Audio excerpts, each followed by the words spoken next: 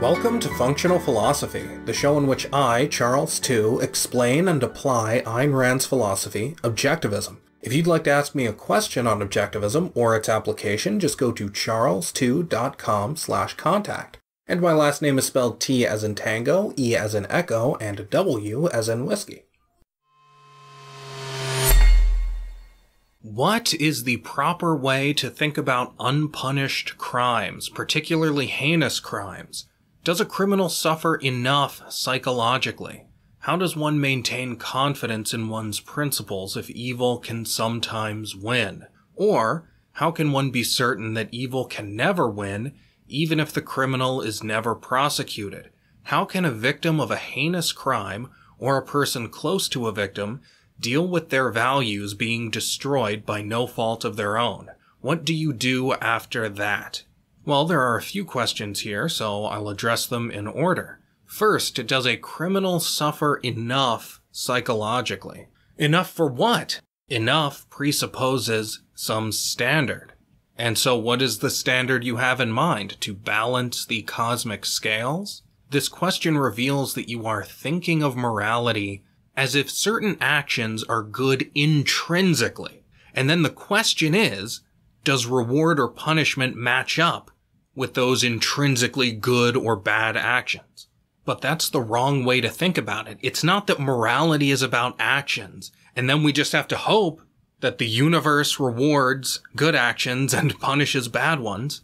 Things are good and bad because they lead to pleasure or suffering. Or rather, because they are pro-life or anti-life, life being connected to pleasure and death being connected to pain. This is one of the many benefits of being an egoist.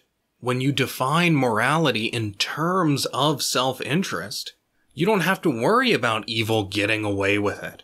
The reason it's evil is that it's against the evildoer's self-interest. You ask, how can one be certain that evil can never win even if the criminal is never prosecuted? Well, because of identity and causality. Evil actions are those that are self-defeating. Even if he never faces legal consequences, a criminal can never get away with it. Let's say someone steals from me and never gets caught. There's no evidence. The government can't do anything about it. Well, did he get away with it? No. Legally he did. Metaphysically he didn't. It wasn't wrong for him to steal from me just because he might have gotten caught by the government. It was wrong because, in fact, people need to produce in order to survive. And he is evading that. Now you might say, well, who cares? He's just one person. He doesn't need to work to survive. If everybody else does it and he just steals from them, but you are being disintegrated, you are dropping context.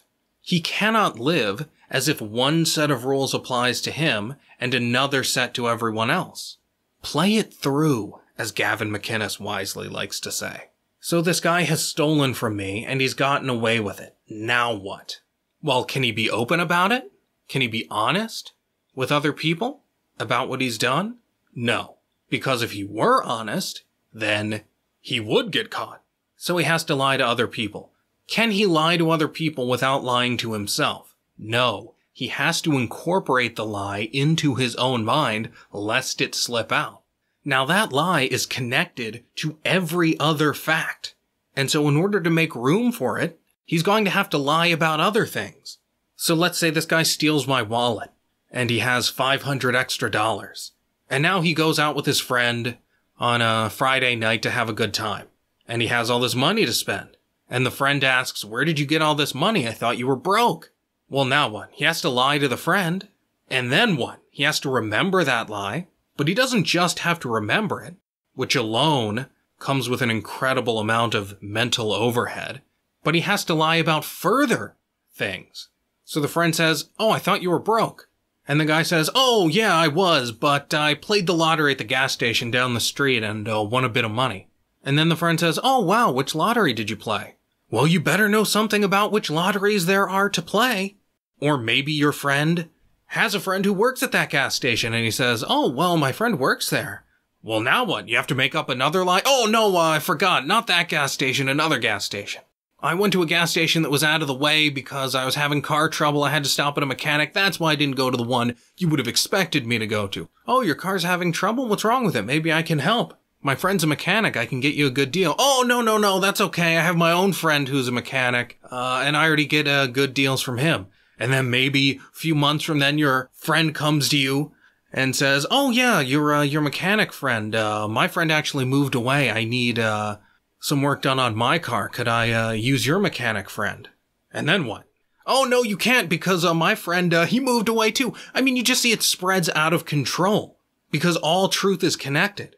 So this guy can't tell the truth if he stole from me, or he will be caught by the police, or at least other people won't be willing to work with him because of the fact that human life depends on production and that people don't want their product stolen.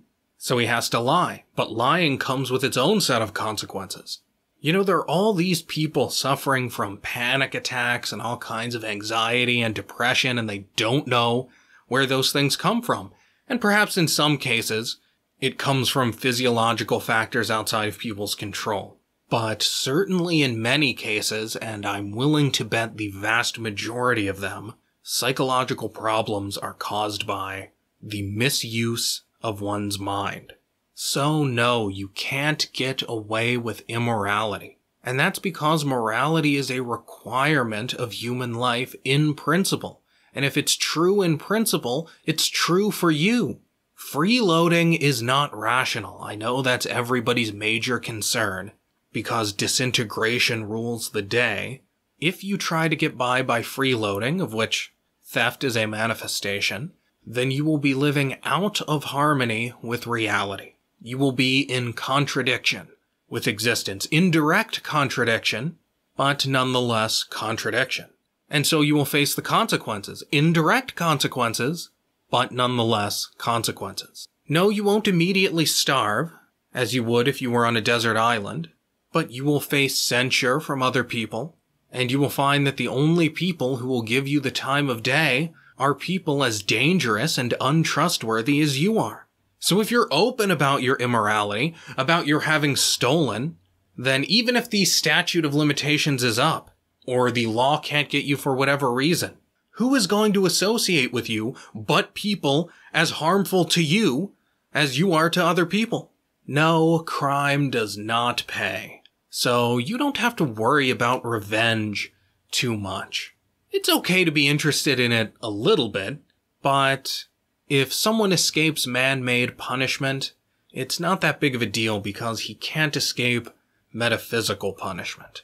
You don't have to be tortured with the idea that evil prospers, and then believe in heaven or some kind of just afterlife because you can't accept that injustice reigns supreme here in this world. That's Dennis Prager's argument for the afterlife, by the way, for heaven. He sees how evil wins in this world, and he can't accept that, and so he acknowledges that he takes a leap of faith and assumes that there must be a world of justice because he can't accept this unjust one. Well, if you understand the nature of existence, you don't have to worry about that. Because you don't need God, you don't need some supernatural being to enforce justice. You don't need Zeus balancing the books up in the clouds. The causality of the natural world takes care of that. Now, how can a victim of a heinous crime deal with their values being destroyed by no fault of their own? What do you do after that? Well, first, if applicable, you focus on the loss, so long as is necessary to minimize it or ensure it doesn't happen in the future, and that can take the form of making sure the wrongdoer is punished. But the point is not to get lost in loss for its own sake. Life is about values. Life is about what you are positively after. And so the first thing to make sure of, after you suffer some great injustice, is that you don't focus on it any more than is necessary, because that will only lead to further loss. Now, the other thing you do is recognize that the malevolent view you've developed, I assume you've developed if you're asking how to deal with this, even though I don't think you have to develop one, is subjective. You have to make clear to yourself, prove to yourself, that the violence of this event, the intensity of it, has nothing to do with the probability that it will occur again. Imagine you were in a plane crash and you survived. You might develop a fear of flying because of the intensity of that experience. But of course, that is subjective. The association is not objective. It's not causal. It is mere association. And so you have to understand that the trauma of that event has no bearing on the safety of your next flight. It's like power outages. They happen sometimes. But you don't worry every time you start playing a video game or watching a movie that a power outage is going to occur and cause you to lose progress or interrupt the pacing of the movie. You recognize that though those events happen, they are rare, and you rationally don't expect them to happen when you sit down to play a game or watch a movie. And if you have some horrible experience where you lose a ton of progress on some game, then you just have to make clear to yourself that the extent of that loss doesn't have anything to do with how likely something like that is going to happen again. So that's what you do. You recognize your great loss for what it was, you minimize it to the extent possible, and then you make clear to yourself that losses are not what you should expect in life, that they are unusual. You know, I used to be this way back before I had my current pessimistic and malevolent view of the world. Back when I thought the world was a better place, I could face major setbacks with equanimity. I remember one time in particular, I faced a major setback due to pure dumb luck. I lost a major opportunity due to the equivalent of a meteorite crashing into my house and destroying it. It was a major loss at the time, but it didn't bother me because I knew that if I continued to act rationally, if I continued to do the best I could, that kind of event, though it might happen again in the future, was rare. And I knew the essential course of my life wouldn't change due to those kinds of setbacks. Or at least I had every reason to expect that it wouldn't change. Even if a meteorite did come out of the sky and destroy your house, it would make you poorer. But in the long run, it's not going to change the essential course of your life and make you any less happy essentially. Now, it might strike you and kill you, but that kind of thing is rare, and you can't go around expecting that to happen. If it happens, it happens. It's unlikely to happen, but even if it were likely to happen, there's nothing you can do about it. Setbacks like I just talked about now do bother me because I see them as representing how life normally goes rather than representing exceptions. But I know many of you have more optimistic outlooks on the world than I do, and so if you do, then you should be able to face losses, even great ones, with serenity. I've recently noticed that the seemingly rational people I talk to hold fairly high-level beliefs, such as the validity of human rights, as intrinsic truths, without any further basis. When I try to press such people for the reason for their beliefs, they deny that there can or should be a reason. Could you explain how and why people come to hold and keep rational ideas through irrational means? It makes sense to me that irrational ideas could be held aloft by faith alone, but the same doesn't seem possible for the truth. Well, it isn't possible, because one of two things is happening. Either those truths are on precarious foundations, or they aren't what you think they are. Now let's take something like property rights. Can you protect property rights on invalid grounds? God said, protect property. Well, you can see that that hasn't worked precisely because it doesn't make any sense. Property rights have been slowly chipped away since the Enlightenment, and it's because the Enlightenment defense of property relied in part on an appeal to religion, to supernaturalism, to God. And so people today say, well, we're not going to hold this principle as inviolable against the need of equality and free speech and whatever, if the best argument you have is God said so. So we'll have exceptions to property. So that's one. Truth can't be defended by bad arguments in the long run. But second, depending on the level of abstraction we're talking about, they can't be defended in the short run either. Again, take property rights. Well, what the religious person considers property rights, or the libertarian considers property rights, is not what you, presumably as an objectivist, consider property rights. Don't be confused that they're using the same word. The referents of that word are not the same. Now, libertarians hold property as an axiom. It's just self-evident, that's just our starting point. Well, are they really defending property rights? No.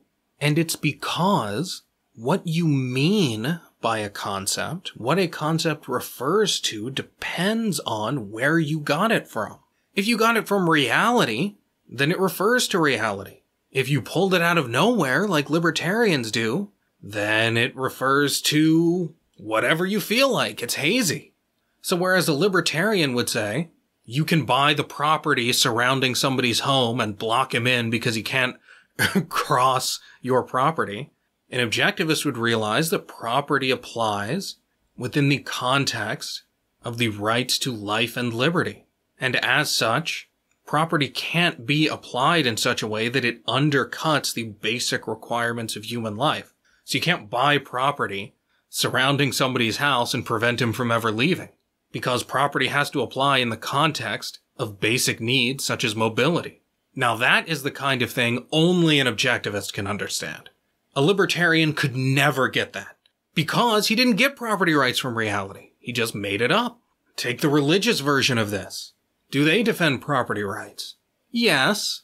Until, of course, you want to circulate pornography, and then, of course, property rights apply in the context of God's desire that we not be obscene.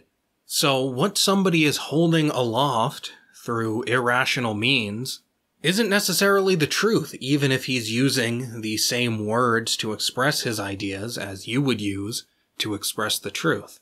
So no, the truth can't be defended by irrational means, and except in cases of concretes, it's not the truth anyway.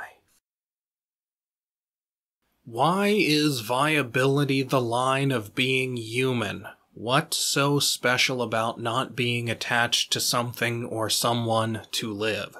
Could consciousness be more uniquely human and a better line to distinguish a human life? Perhaps science isn't advanced enough to know when consciousness forms, but what if hypothetically they prove it starts around the 4th week of gestation, same time the synapses begin? Would this change anything morally about terminating it? This questioner is asking about my view that viability is the dividing line regarding the legitimacy of abortion. So what's so special about viability and not being attached to someone? Well, what's special about it is that rights are individual rights. Until a thing is capable of surviving on its own, then rights can't apply. The question of rights for Siamese twins, for instance, is inapplicable. There is no question of rights. You have two consciousnesses and one body. The needs of one contradict the needs of the other. There is no answer to that problem. Now, those twins will be equal in terms of humanity, but a woman and the fetus inside her are not equal. The woman is fully developed and the fetus isn't. So long as she is the host of this parasite, she has rights and it doesn't. Now, what you have to understand in order to come to a rational position on the question of abortion is what rights are and where they come from. This question is impossible to answer on the normal view of rights. The normal view of rights is that they are either intrinsic or don't exist. There's some magical essence in people that gives them rights, and that would exist in them even on a desert island, or they're just made up. But that's not true. Rights represent a recognition of fact, but that fact is a fact about a relationship. Rights are about how you should treat other people. They are about what you are obligated to do or not do concerning other people. And of course, vice versa.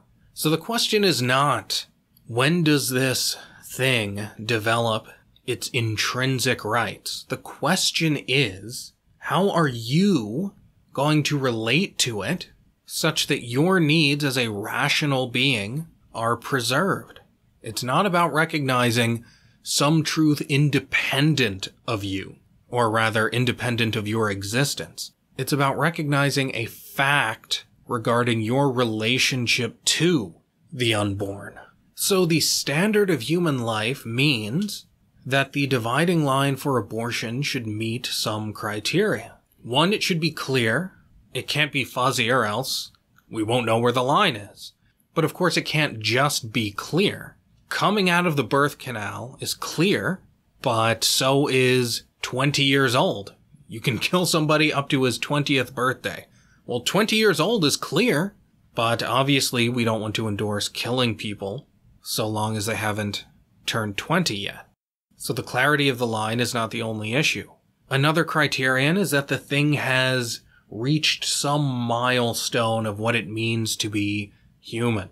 So it can't just be protoplasm, but coming out of the birth canal is also not a great dividing line from the perspective of this criterion, because there's nothing essential about being inside or outside of the woman from the perspective of whether the thing is recognizably human or not. Whether the thing has been born would have been a rational dividing line in a more primitive time, when people didn't know what the stages were, and the only clear line there was, has the thing come out of the woman yet? But today, that's the equivalent of determining the age of majority by whether a man has grown facial hair. That's an indicator, it's related, but once you know what's going on more deeply, you don't determine whether a male child is now an adult by whether he can grow facial hair. Now, another criterion is whether the dividing line preserves the unadulterated pleasure of sex. Now, if people sprang fully formed out of people's heads, then this wouldn't be a question. But since there's a long development process and a long period during which the thing inside the woman isn't even plausibly a human being, then we should take this requirement into account. Now, I say viability meets all of these criteria. It allows all the time one would need to get an abortion, if one chose to do so. It's based on a plausible milestone, that of viability, of the organism becoming independent, and it's relatively clear. True, it isn't as clear as whether the thing has come out of the woman yet, but there's a certain point at which the unborn child is clearly viable, and you could say that in questionable cases it's an option. In any case, you have to get out of your mind that there's an intrinsic answer to the question of abortion, to the question of when rights begin. Because rights are about a relationship, they depend on how you relate to this unborn thing, and all of the consequences that aborting it or not will have, in principle. So as for the question of whether consciousness is a better dividing line, well, if the thing became conscious after it was independent, then yes, I would say that being independent is a necessary but not sufficient condition. And if it were just some independent thing like a plant that became conscious later, well then yeah, you could abort it after it was viable. But if it's conscious before it becomes viable, then no, I wouldn't say consciousness alone grants it any rights. It has to be both conscious and viably independent. I have no problem with people who think birth is the dividing line. You could make a plausible case that the logic of viability breaks down and becomes incoherent, and birth is a clearer dividing line. I disagree, but you could honestly hold that position. What I disapprove of is people thinking that abortion up to the moment of birth is the objectivist position because That's the so-called socially liberal position, so I'm not even going to consider whether the options I'm presented with are valid. I'm just going to pick from the menu that's presented to me. No, objectivism is not just a constellation of conventional positions.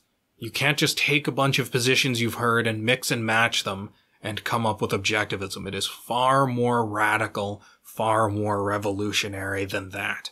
Although abortion isn't even a philosophical issue.